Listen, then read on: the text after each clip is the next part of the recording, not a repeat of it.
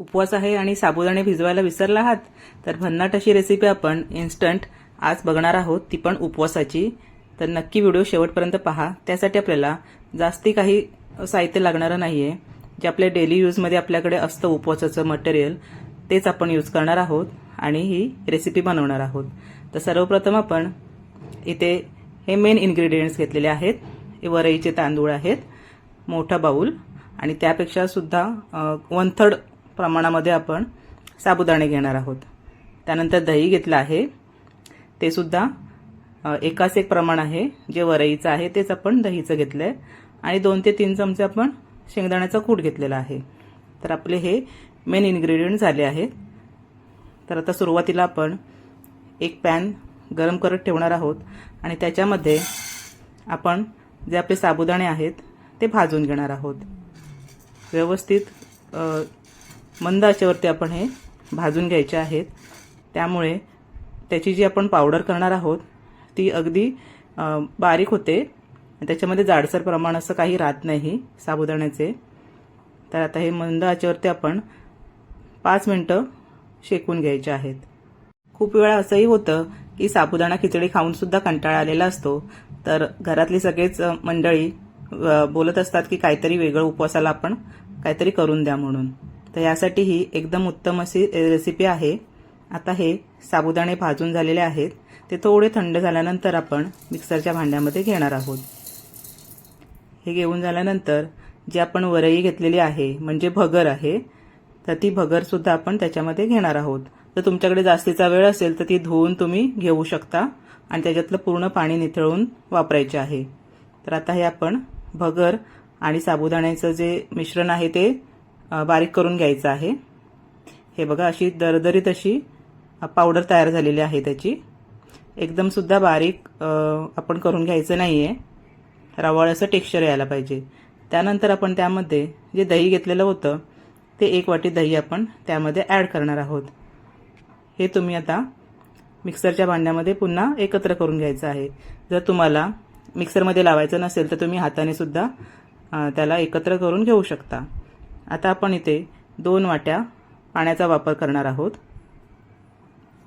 त्यामुळे त्याला जरासं एकत्रित होण्यासाठी मिश्रण मदत होणार आहे. तर आता हे मिश्रण तयार झाले, आपण एका बाउलमध्ये काढून घेऊया. हे बघा, असं स्मूथ असं टेक्स्चर तयार झालेलं आहे, जसं आपल्याला पाहिजे तसंच आहे. त्याच्यामध्ये जर जास्तीचे लम्स किंवा गुठळ्या असतील तर त्या अशा मोडून घ्यायच्या आहेत. एका स्पॅच्युलेच्या किंवा तुमच्याकडे चमचा असेल त्याच्या सहाय्याने तुम्ही याचं स्मूथ बॅटर असं हलवून घ्यायचं आहे. हे बघा, अशी पेस्ट तयार झाली पाहिजे.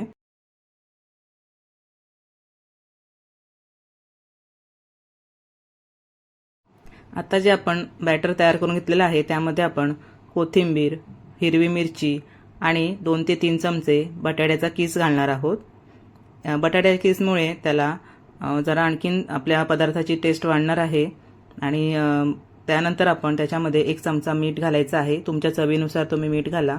आणि हे मिश्रण पुन्हा आपण एकजीव करून घेणार आहोत. त्यानंतर आपण शेंगदाण्याचा कूट त्याच्यामध्ये घालायचा आहे.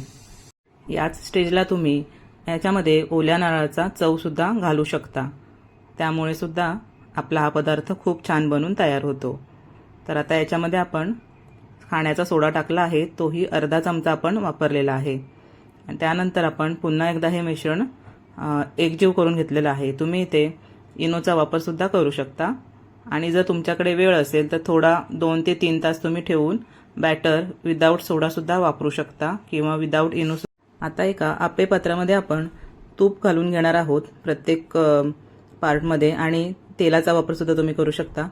मी ते तूप वापरलं आहे. त्याच्यामध्ये आपण जे बॅटर तयार केलेलं आहे ते लगेचच आपण यूज करणार आहोत आप्पे करण्यासाठी. तर हो, आपण आज इन्स्टंट उपवासाचे आप्पे बनवत आहोत. तर लगेचच आपण हे बॅटर आप्पे पात्रामध्ये 1 चमचा या प्रमाणामध्ये टाकून घ्यायचं आहे. तर ज्यांना नेहमी साबुदाणा खिचडी, साबुदाणा वडा खाऊन कंटाळा आलेला आहे उपवासासाठी, तर हा एक सोपा असा पदार्थ तुमचा 10 ते 15 मिनिटांमध्ये तयार होणार आहे. आणि खरोखरच त्याला 10 ते 15 मिनिटच लागतात. तर आता हे आपलं बॅटर प्रत्येक पार्टमध्ये टाकून झालेलं आहे आप्पे पात्रामध्ये. तर आता याला आपण झाकून घ्यायचं आहे, कारण आपण वरईचा वापर केलेला आहे. ती शिजण्यासाठी थोडासा इथे आपल्याला वेळ लागणार आहे. तर 1 ते 2 मिनटं आपण अशा पद्धतीने हे झाकून ठेवणार आहोत आणि 1 ते 2 मिनिटांनंतर आपण हे उलटून घ्यायचे आहेत. तुम्ही थोडासा इथे तेलाचा किंवा तुपाचा वापरसुद्धा करू शकता. तर आता हे सगळे आप्पे आपण एक एक करून उलटून घ्यायचे आहेत. व्यवस्थित निघतात, कारण आपण इथे दह्याचा वापर केलेला आहे. बटाट्याचा सुद्धा आपण किस वापरलेला आहे. त्यामुळे थोडंसं चिकटण्याची संभावना असते, पण ते क्रिस्पी असे बनून तयार होतात आणि खायलासुद्धा खूप छान लागतात. तुम्ही बघू शकता इथे गोल्डन कलर आलेला आहे. आपण इथे बटाटा वापरला आहे, त्यामुळे याला गोल्डन कलर आलेला आहे आणि खरोखरच सांगते, टेस्ट तर एकदम भन्नाट लागते याची. पुन्हा एकदा आपण दुसऱ्या साईडने सुद्धा 1 मिनिटं यांना भाजून घ्यायचं आहे. आता तुम्ही बघू शकता खूप छान असा आप्प्यांचा आपला हा उपवासाचा प्रकार तयार झालेला आहे. तर आहे ना खूपच 15 ते 20 मिनिटांमध्ये होणारी रेसिपी. तर हे तुम्ही आप्पे बघू शकता, आपण पूर्ण काढून घेतलेले आहेत आप्पेपात्रामधून आणि त्याच्यासाठी आपण उपवासाची चटणी केलेली आहे. खोबरं, तसंच शेंगदाणे, कोथिंबीर, मिरची, मीठ असं आपण चटणी तयार करून घेतलेली आहे. तर हे आप्पे असे तयार आहेत खाण्यासाठी आणि तुम्ही बघू शकता अगदी हलके फुलके असे तयार झालेले आहेत आणि त्याला स्पॉन्जीनेस भरपूर आहे आलेला. खूप छान असे तयार झालेले आहेत आणि टेस्टीसुद्धा झालेले आहेत.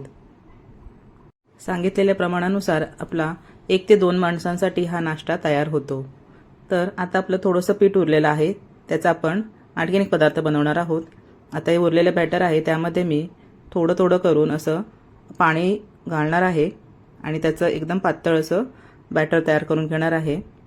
एक पॅन घेतला आहे, आपला जो रेग्युलर पॅन असतो डोसे बनवायचा तोच वापरलेला आहे आणि थोडंसं त्याला मी इथे ग्रेस करून घेतलेलं आहे ऑइलने आणि पुसून घेतलेलं आहे.